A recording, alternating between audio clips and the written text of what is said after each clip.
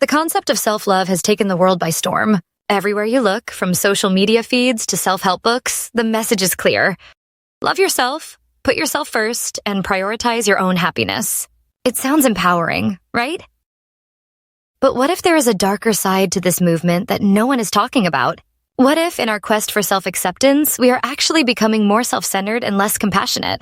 Today, we are pulling back the curtain to reveal the hidden dangers of self-love culture, especially when it crosses the line into selfishness.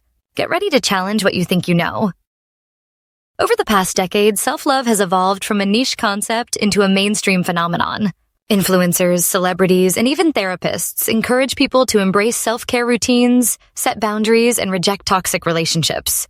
Hashtags like self-love and self-care have racked up billions of views across platforms like Instagram and TikTok. The message is everywhere.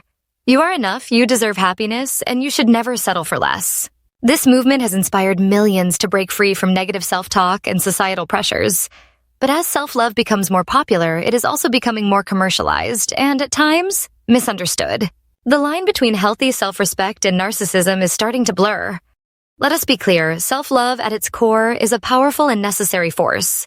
It encourages people to recognize their worth, heal from past wounds, and build resilience. Practicing self-love can lead to better mental health, increased confidence, and stronger boundaries. It helps people say no to things that drain them and yes to opportunities that help them grow. For many, self-love is a lifeline, a way to escape cycles of self-criticism and self-doubt. When practiced in a balanced way, self-love can transform lives and create a ripple effect of positivity. But what happens when the pendulum swings too far? Here is where things get complicated. The same messages that empower us can also encourage a kind of self-absorption. When self-love is taken to the extreme, it can morph into entitlement, arrogance, and a disregard for others. Suddenly, putting yourself first becomes an excuse to ignore responsibilities, break commitments, or dismiss the needs of friends and family. People may start to believe that their happiness is more important than anyone else's, leading to a lack of empathy and connection. This is not just a personal issue. It is a cultural shift. As more people adopt this mindset, communities can become fragmented and relationships can suffer. The very culture that promised to heal us can end up isolating us instead. It is a subtle transformation, but the consequences are real and far-reaching. So, how can you tell when self-love has crossed the line? There are a few warning signs to watch for. First, if self-care becomes an excuse to avoid helping others or fulfilling obligations, that is a red flag. Second, if you find yourself constantly justifying hurtful behavior by saying you are just setting boundaries, it might be time to reflect. Third, if you are quick to cut people off at the first sign of conflict, rather than working through issues, that could be a sign of toxic self-love. Finally, if your pursuit of happiness consistently comes at the expense of others, it is worth asking whether your self-love is truly healthy.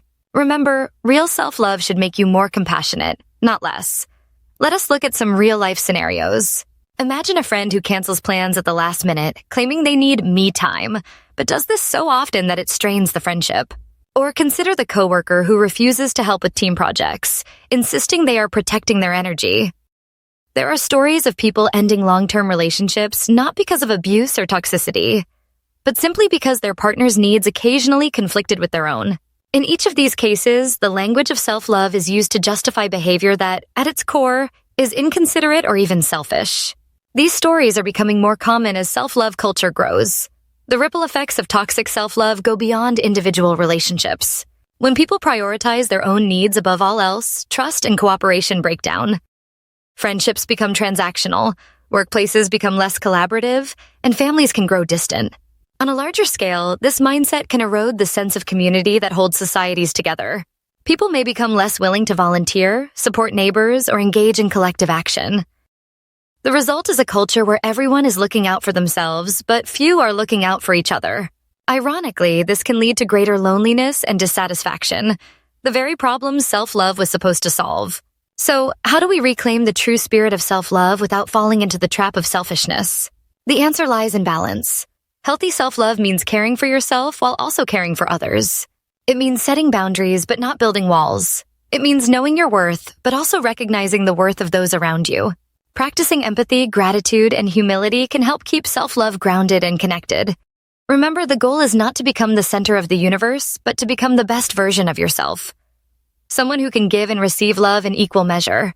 True self-love is expansive, not exclusive. The dark side of self-love culture is real, but it is not inevitable. By staying mindful and compassionate, we can enjoy the benefits of self-love without losing sight of our connections to others. If this message resonated with you, do not forget to like, share, and subscribe to the Veilbreaker channel for more informative and expository content. Together we can break the veil and see the bigger picture.